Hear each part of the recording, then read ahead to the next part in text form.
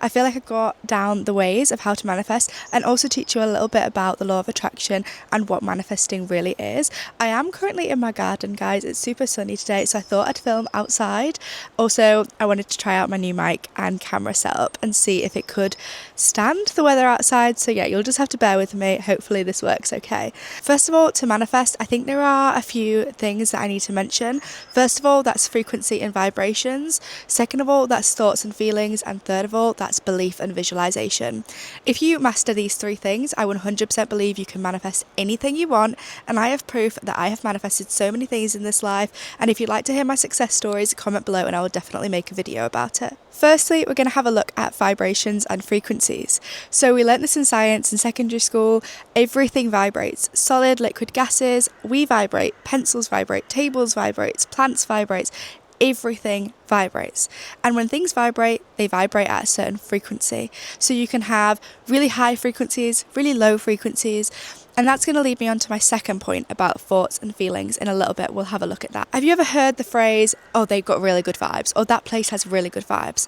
This is obviously hypothetical, but if we actually have a look at things, when things are happy or when things bring happiness, they have good vibes. They have a high frequency and they give you good vibrations. So there was once a water experiment done, and I cannot for the life of me remember the name of this. I'll put it on the screen. But in this water experiment, they had a look at how the vibrations affect water, and we are 75% water, so this is like how vibrations affect us as human beings. I did this on buckets of water, and when this bucket was shouted at, it listened to bad music, it heard really horrific stories in the news, and it genuinely just went through a really bad time in terms of what we put this bucket of water through. It then formed the ugliest, hard, sharp ice sculpture you can ever imagine when it was frozen. And we did this to another bucket of ice, but we put it in really happy, good situations, and it turned into the most beautiful ice sculpture ever after it was frozen. So if you look at the differences, it shows how much vibrations and frequencies affect this water, and that shows how much it's going to affect us as well. What he would do is he would get a bottle of water and then he would sticky tape a word to it. And he'd pour that bottle of water into about 50 different petri dishes. And he'd roll it into a giant freezer. And then as the ice thawed, it creates crystalline formations. So this is the most spectacular of all the crystals. It's the combination of love and gratitude. You fool, Japanese and English, wisdom. I love this one. Let's do it. It presupposes collaboration. Let us do it together versus do it. If we move on to thoughts and feelings, our thoughts and feelings determine what frequency we are vibrating at. For example, the top of the scale, the highest frequency is going to be happy feelings, excited, content, happy feelings, whereas the bottom of the scale is fear, depression, sadness, and other things like that. So however you are feeling, I know it's hard to control, but you always need to try and think positively, especially if you're trying to manifest. A lot of the things we want to manifest are going to be at the top of the scale. When you are already feeling happy, it's a lot easier to manifest. The reason for this is how you are going to feel when you manifest it is going to be happy feelings, right? So to manifest the feeling of that, we already need to be in that sense. We already need to be feeling those things. Otherwise, we're manifesting a feeling of lack. If I manifest the way I'm feeling right now, I'm at a lack of money. I'm at a lack of happiness, and that will just keep on manifesting. If I'm super happy and I'm super grateful for all the money that I have, I'm going to manifest more money and more happiness. And obviously, it's really, really hard to control all of your thoughts, guys. We have over 60,000 thoughts per day, so that is impossible to monitor every single one of those thoughts. But when you hang on to one of those thoughts and you reprogram it, I really want you to try and reprogram it to something positive. You may think, oh, I'm really struggling for money at the moment, but reprogram that to say, do you know what? Money is flowing to me so easily at the moment, and I'm so grateful for that.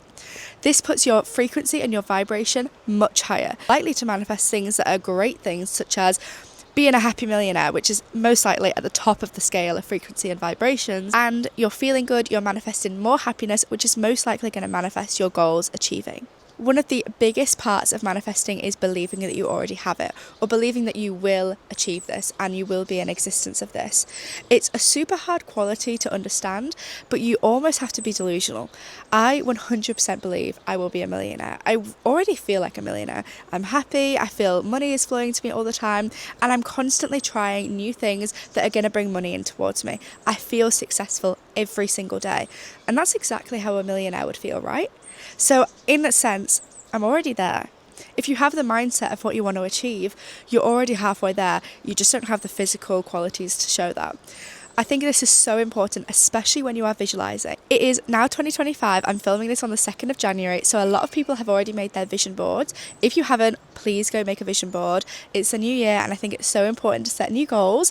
But if you are making a vision board, do not just sit, stare at it, be like, okay, all right, that's done. No. We need to believe this is going to achieve for us.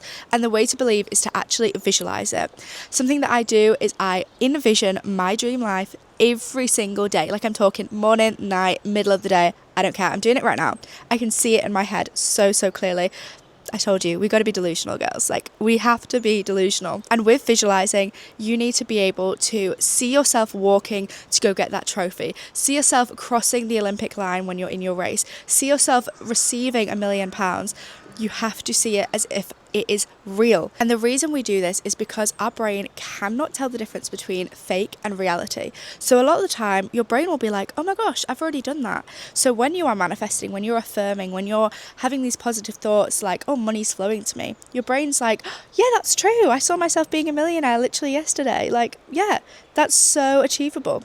And your whole brain is reprogrammed to be like, yeah, I can totally go after that goal. I've already seen myself do it. It seems easy to me now. It seems achievable.